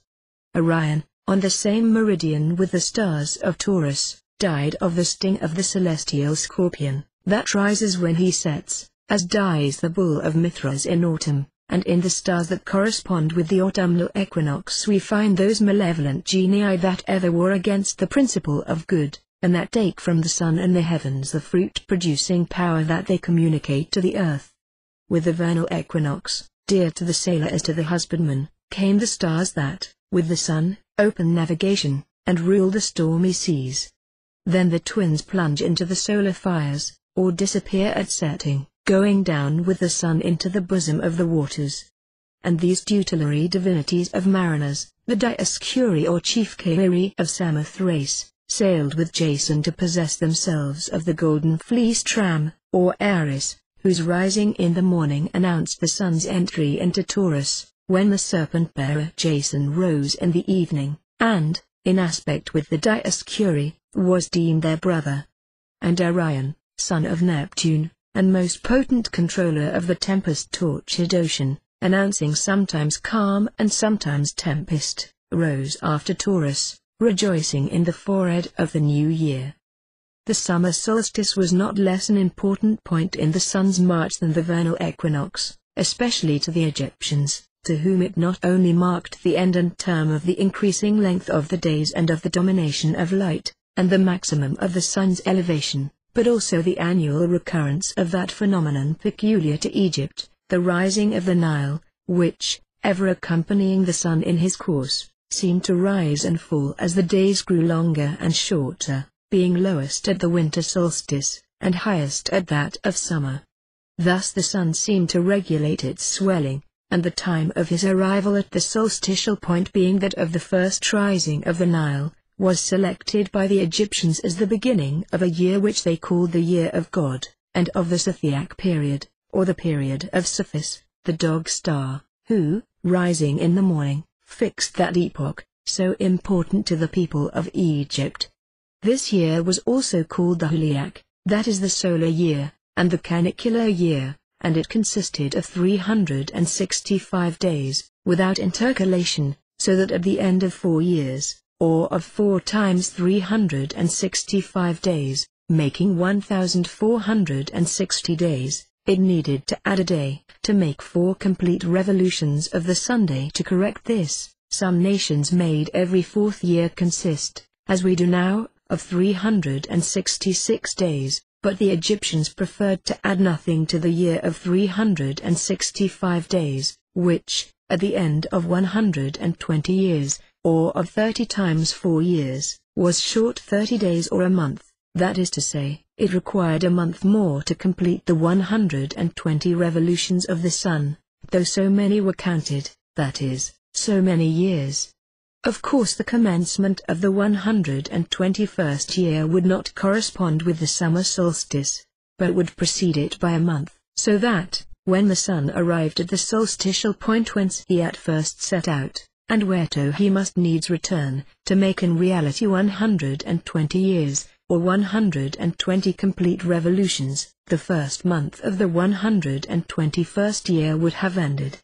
Thus, if the commencement of the year went back 30 days every 120 years, this commencement of the year, continuing to recede, would, at the end of 12 times 120 years, or of 1460 years, get back to the solstitial point, or primitive point of departure of the period. The sun would then have made but 1459 revolutions, though 1460 were counted, to make up which, a year more would need to be added. So that the sun would not have made his 1460 revolutions until the end of 1461 years of 365 days each revolution being in reality not 365 days exactly, but 365 . This period of 1461 years, each of 365 days, bringing back the commencement of the solar year to the solstitial point, at the rising of Sirius, after 1460 complete solar revolutions, was called in Egypt the Scythiac period, the point of departure whereof was the summer solstice, first occupied by the Lion and afterward by Cancer, under which sign is Sirius, which opened the period. It was, says Porphyry, at this solstitial new moon, accompanied by the rising of Seth or the dog star, that the beginning of the year was fixed, and that of the generation of all things, or, as it were, the natal hour of the world.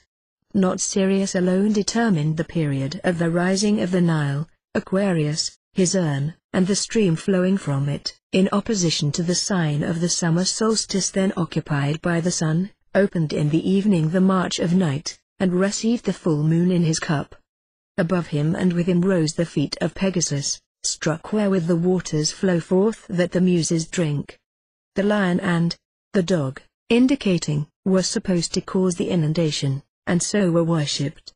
While the sun passed through Leo, the waters doubled their depth, and the sacred fountains poured their streams through the heads of lions. Hydra, rising between Sirius and Leo, extended under 3 signs. Its head rose with Cancer, and its tail with the feet of the Virgin and the beginning of Libra, and the inundation continued while the sun passed along its whole extent. The successive contest of light and darkness for the possession of the lunar disk, each being by turns victor and vanquished, exactly resembled what passed upon the earth by the action of the sun and his journeys from one solstice to the other. The lunar revolution presented the same periods of light and darkness as the year, and was the object of the same religious fictions. Above the moon, Pliny said, everything is pure, and filled with eternal light. There ends the cone of shadow which the earth projects, and which produces night. There ends the sojourn of night and darkness, to it the air extends, but there we enter the pure substance. The Egyptians assigned to the moon the demiurgic or creative force of Osiris, who united himself to her in the spring, when the sun communicated to her the principles of generation which she afterward disseminated in the air and all the elements. The Persians considered the moon to have been impregnated by the celestial bull, first of the signs of spring.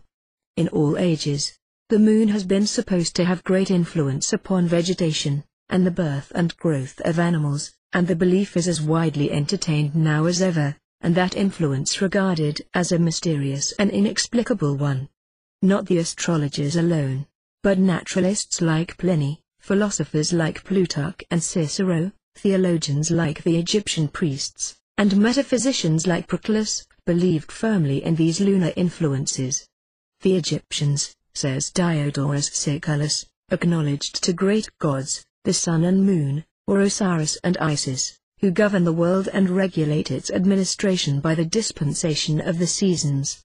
Such is the nature of these two great divinities, that they impress an active and fecundating force, by which the generation of beings is effected, the sun, by heat and that spiritual principle that forms the breath of the winds, the moon by humidity and dryness, and both by the forces of the air which they share in common. By this beneficial influence everything is born, grows, and vegetates. Wherefore this whole huge body, in which nature resides, is maintained by the combined action of the sun and moon, and their five qualities, the principles spiritual, fiery, dry, humid, and airy. So five primitive powers, elements, or elementary qualities, are united with the sun and moon in the Indian theology: air, spirit, fire, water, and earth, and the same five elements are recognized by the Chinese. The Phoenicians, like the Egyptians, regarded the sun and moon and stars as sole causes of generation and destruction here below. The moon, like the sun, changed continually the track in which she crossed the heavens, moving ever to and fro between the upper and lower limits of the zodiac, and her different places, phases, and aspects there, and her relations with the sun and the constellations, have been a fruitful source of mythological fables. All the planets had what astrology termed their houses, in the zodiac. The house of the sun was in Leo, and that of the moon in Cancer. Each other planet had two signs: Mercury had Gemini and Virgo, Venus, Taurus and Libra, Mars, Aries and Scorpio, Jupiter, Pisces and Sagittarius, and Saturn, Aquarius and Capricornus. From this distribution of the signs also came many mythological emblems and fables, as also many came from the places of exaltation of the planets. Diana of Ephesus, the moon, wore the image of a crab on her bosom, because in that sign was the moon's domicile, and lions bore up the throne of Horus. The Egyptian Apollo, the sun personified, for a like reason, while the Egyptians consecrated the Taurophorn Scarabaeus to the moon, because she had her place of exaltation in Taurus, and for the same reason Mercury is said to have presented Isis with a helmet like a bull's head. A further division of the zodiac was of each sign into 3 parts of 10½ each, called decans, or, in the whole zodiac, 36 parts, among which the 7 planets were apportioned anew, each planet having an equal number of decans, except the first, which, opening and closing the series of planets 5 times repeated, necessarily had 1 decan more than the others.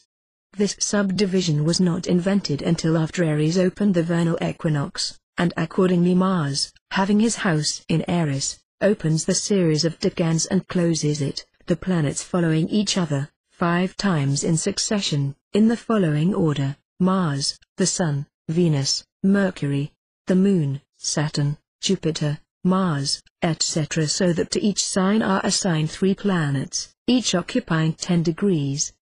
To each decan a god or genius was assigned, making 36 in all, one of whom, the Chaldeans said, came down upon earth every 10 days, remained so many days, and reascended to heaven. This division is found on the Indian sphere, the Persian, and that barbaric one which Aben Ezra describes. Each genius of the decans had a name and special characteristics. They concur and aid in the effects produced by the sun, moon, and other planets charged with the administration of the world, and the doctrine in regard to them, secret and august as it was held, was considered of the gravest importance, and its principles, Firmicus says, were not entrusted by the ancients, inspired as they were by the deity, to any but the initiates, and to them only with great reserve, and a kind of fear, and when cautiously enveloped with an obscure veil, that they might not come to be known by the profane. With these decans were connected the paranatans, or those stars outside of the zodiac, that rise and set at the same moment with the several divisions of 10 half of each sign. As there were anciently only 48 celestial figures or constellations, of which 12 were in the zodiac, it follows that there were, outside of the zodiac, 36 other asterisms, paranatans of the several 36 decans. For example, as when Capricorn set, Sirius and Procyon, or Canis Major and Canis Minor, rose, they were the paranatans of Capricorn, though at a great distance from it in the heavens. The rising of Cancer was known from the setting of Corona Borealis and the rising of the Great and Little Dog, its 3 paranatans. The risings and settings of the stars are always spoken of as connected with the Sunday. In that connection there are 3 kinds of them, cosmical, acronical, and heliacal, important to be distinguished by all who would understand this ancient learning. When any star rises or sets with the same degree of the same sign of the zodiac that the sun occupies at the time, it rises and sets simultaneously with the sun, and this is termed rising or setting cosmically. But a star that so rises and sets can never be seen, on account of the light that precedes, and is left behind by the Sunday. It is therefore necessary, in order to know his place in the zodiac, to observe stars that rise just before or set just after him. A star that is in the fast when night commences, and in the west when it ends, is said to rise and set acronically. A star so rising or setting was in opposition to the sun, rising at the end of evening twilight, and setting at the beginning of morning twilight, and this happened to each star but once a year, because the sun moves from west to fast, with reference to the stars, 1 degree a day. When a star rises as night ends in the morning, or sets as night commences in the evening, it is said to rise or set heliacally, because the sun, Helios, seems to touch it with his luminous atmosphere. A star thus reappears after a disappearance, often, of several months, and thenceforward it rises an hour earlier each day, gradually emerging from the sun's rays, until at the end of 3 months it precedes the sun 6 hours, and rises at midnight. A star sets heliacally, when no longer remaining visible above the western horizon after sunset. The day arrives when they cease to be seen setting in the west. They so remain invisible, until the sun passes so far to the eastward as not to eclipse them with his light, and then they reappear, but in the east, about an hour and a half before sunrise, and this is their heliacal rising. In this interval, the cosmical rising and setting take place. Besides the relations of the constellations and their paranatalians with the houses and places of exaltation of the planets, and with their places in the respective signs and decans, the stars were supposed to produce different effects according as they rose or set, and according as they did so either cosmically, acronically, or heliacally, and also according to the different seasons of the year in which these phenomena occurred, and these differences were carefully marked on the old calendars, and many things in the ancient allegories are referable to them. Another and most important division of the stars was into good and bad, beneficent and malevolent. With the Persians, the former, of the zodiacal constellations, were from Aries to Virgo, inclusive, and the latter from Libra to Pisces, inclusive. Hence the good angels and genii, and the bad angels, deaths, evil genii, devils, fallen angels, titans, and giants of the mythology.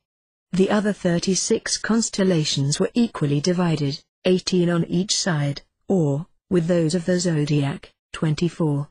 Thus the symbolic egg, that issued from the mouth of the invisible Egyptian god Neph, known in the Grecian mysteries as the Orphic egg, from which issued the god Tumung of the Choesians, and the Egyptian Osiris, and Phanes, god and principle of light, from which, broken by the sacred bull of the Japanese, the world emerged, and which the Greeks placed at the feet of Bacchus Dorycornus, the Magian egg of Ormuzd, from which came the Amshaspans and Dephs, was divided into two halves, and equally apportioned between the good and evil constellations and angels. Those of spring, as for example Aries and Taurus, Auriga and Capella, were the beneficent stars, and those of autumn, as the Balance, Scorpio, the serpent of Ophiuchus, and the dragon of the Hesperides, were types and subjects of the evil principle, and regarded as malevolent causes of the ill effects experienced in autumn and winter. Thus are explained the mysteries of the journeyings of the human soul through the spheres, when it descends to the earth by the sign of the serpent, and returns to the empire of light by that of the lamb or bull. The creative action of heaven was manifested, and all its demiurgic energy developed, most of all at the vernal equinox, to which refer all the fables that typify the victory of light over darkness, by the triumphs of Jupiter, Osiris, Ormuzd, and Apollo. Always the triumphant god takes the form of the bull, the ram, or the lamb. Then Jupiter wrests from Typhon his thunderbolts, of which that malignant deity had possessed himself during the winter. Then the god of light overwhelms his foe, pictured as a huge serpent. Then winter ends, the sun, seated on the bull and accompanied by Orion, blazes in the heavens. All nature rejoices at the victory, and order and harmony are everywhere re-established, in place of the dire confusion that reigned while gloomy Typhon domineered, and Ahriman prevailed against Ormuzd. The universal soul of the world, motive power of heaven and of the spheres, it was held, exercises its creative energy chiefly through the medium of the sun, during his revolution along the signs of the zodiac, with which signs unite the paranatans that modify their influence, and concur in furnishing the symbolic attributes of the great luminary that regulates nature and is the depository of her greatest powers. The action of this universal soul of the world is displayed in the movements of the spheres, and above all in that of the sun, in the successions of the risings and settings of the stars, and in their periodical returns.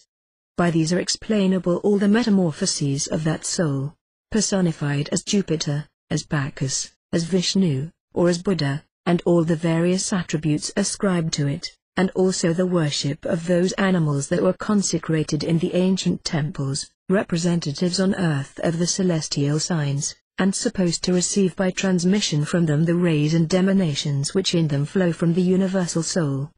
All the old adorers of nature, the theologians, astrologers, and poets, as well as the most distinguished philosophers, supposed that the stars were so many animated and intelligent beings, or eternal bodies, active causes of effect here below, animated by a living principle, and directed by an intelligence that was itself but an emanation from and a part of the life and universal intelligence of the world, and we find in the hierarchical order and distribution of their eternal and divine intelligences, known by the names of gods, angels, and genii, the same distributions and the same divisions as those by which the ancients divided the visible universe and distributed its parts.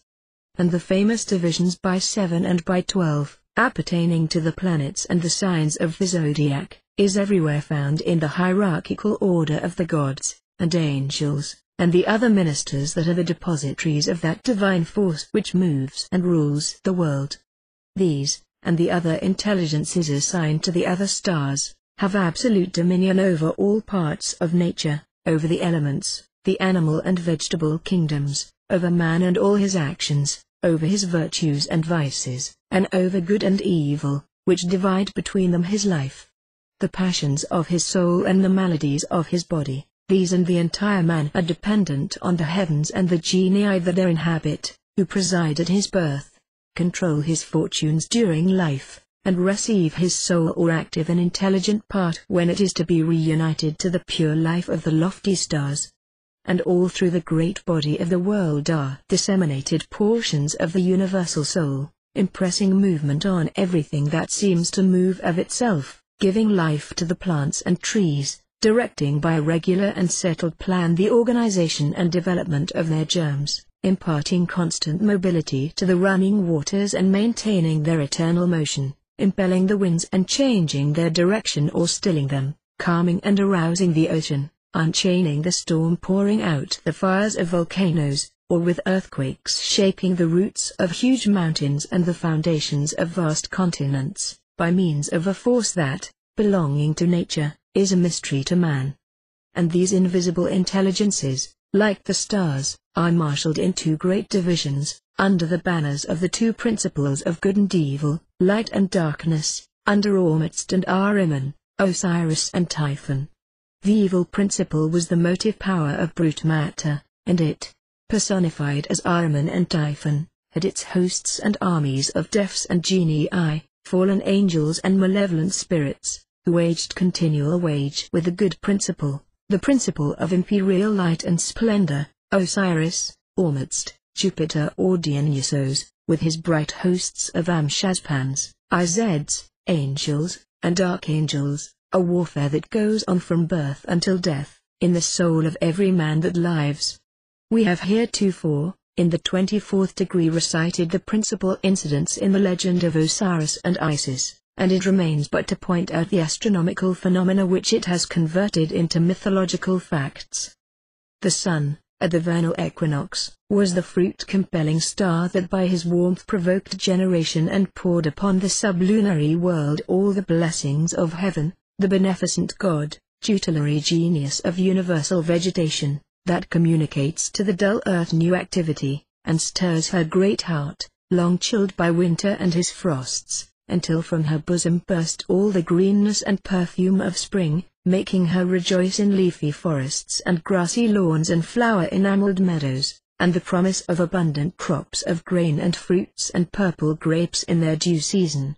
He was then called Osiris, husband of Isis, god of cultivation and benefactor of men, pouring on them and on the earth the choicest blessings within the gift of the divinity.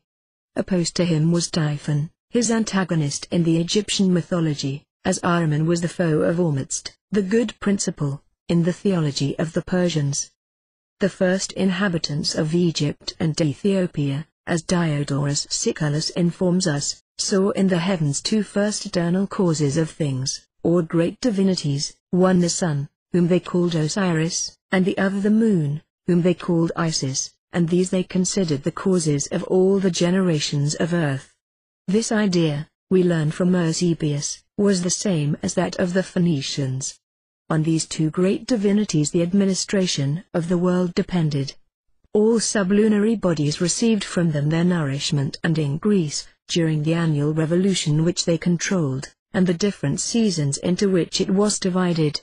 To Osiris and Isis, it was held, were owing civilization, the discovery of agriculture, laws, arts of all kinds, religious worship, temples, the invention of letters, astronomy, the gymnastic arts, and music, and thus they were the universal benefactors. Osiris traveled to civilize the countries which he passed through, and communicate to them his valuable discoveries. He built cities, and taught men to cultivate the earth. Wheat and wine were his first presents to men. Europe, Asia, and Africa partook of the blessings which he communicated, and the most remote regions of India remembered him, and claimed him as one of their great gods. You have learned how Typhon, his brother, slew him. His body was cut into pieces, all of which were collected by Isis, except his organs of generation, which had been thrown into and devoured in the waters of the river that every year fertilized Egypt. The other portions were buried by Isis, and over them she erected a tomb. Thereafter she remained single, loading her subjects with blessings.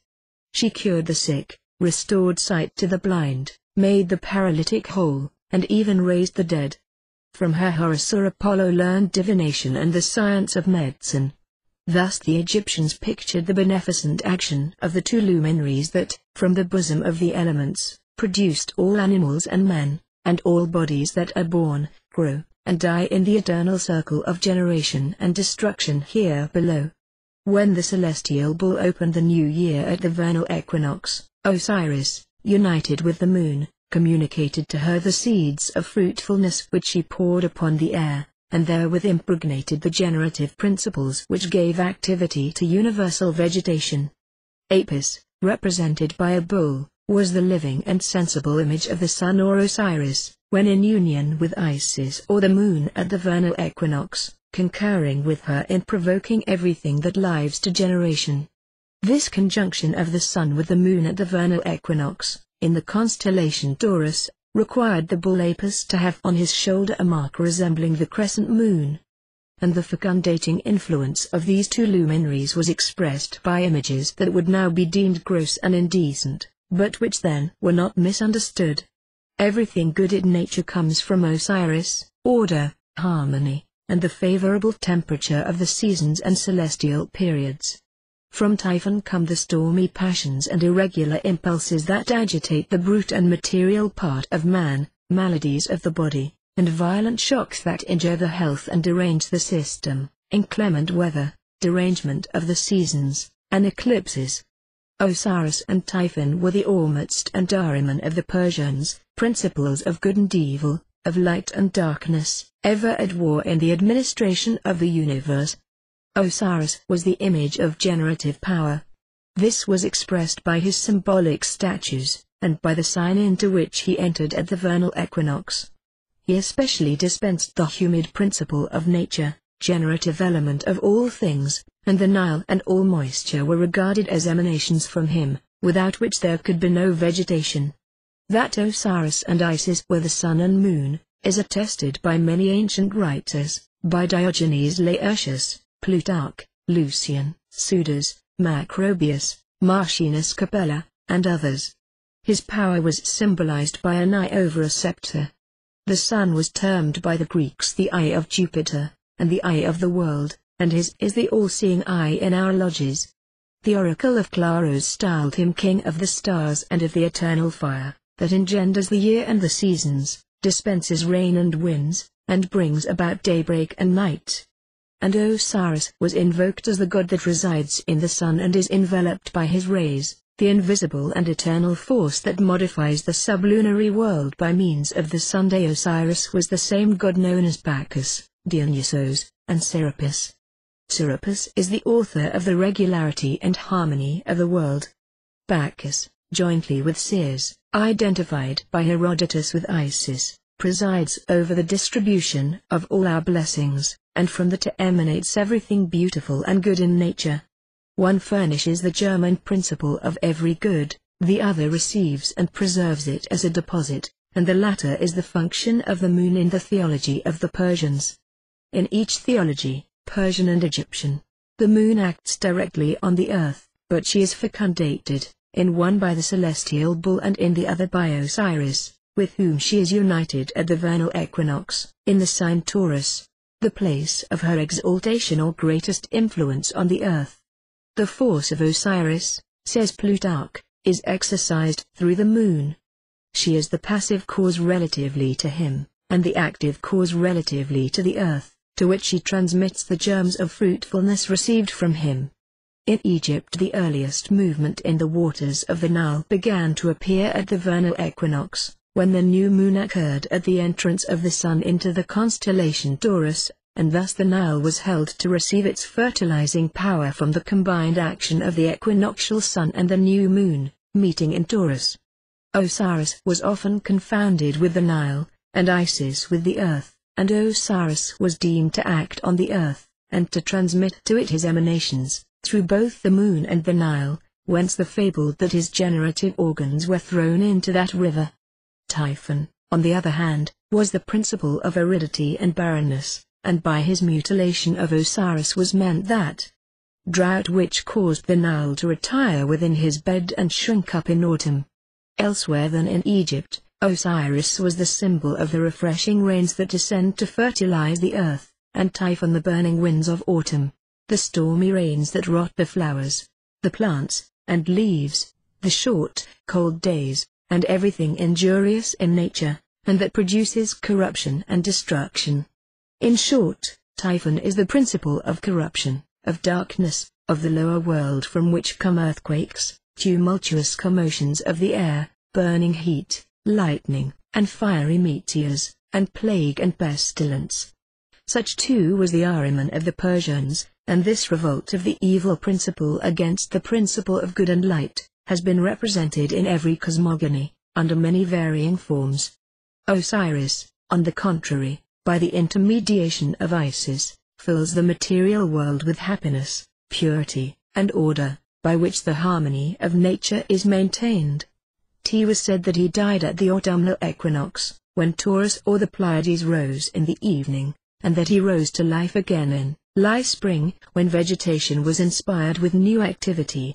Of course the two signs of Taurus and Scorpio will figure most largely in the mythological history of Osiris, for they marked the two equinoxes, 2,500 years before our era, and next to them the other constellations, near the equinoxes, that fixed the limits of the duration of the fertilizing action of the sun, and it is also to be remarked that Venus, the goddess of generation, has her domicile in Taurus, as the moon has there her place of exaltation.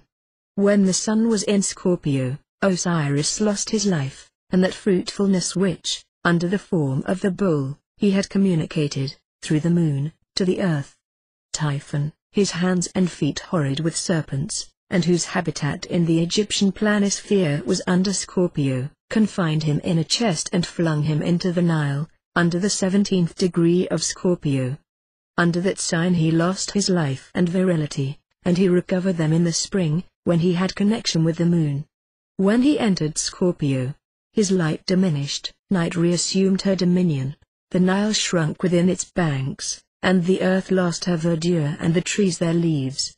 Therefore it is that on the Mithriac monuments, the scorpion bites the testicles of the equinoctial bull, on which sits Mithras, the son of spring and god of generation, and that, on the same monuments, we see two trees, one covered with young leaves, and at its foot a little bull and a torch burning, and the other loaded with fruit, and at its foot a scorpion, and a torch reversed and extinguished. Amidst Osiris, the beneficent principle that gives the world light, was personified by the sun, apparent source of light. Darkness, personified by Typhon or Ahriman, was his natural enemy.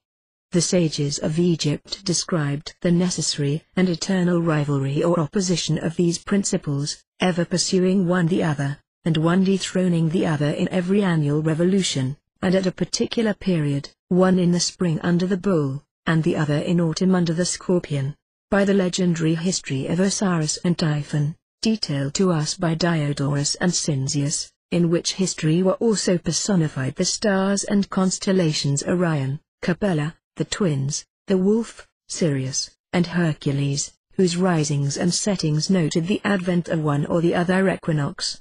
Plutarch gives us the positions in the heavens of the sun and moon, at the moment when Osiris was murdered by Typhon. The sun, he says, was in the sign of the Scorpion, which he then entered at the autumnal equinox. The moon was full, he adds, and consequently, as it rose at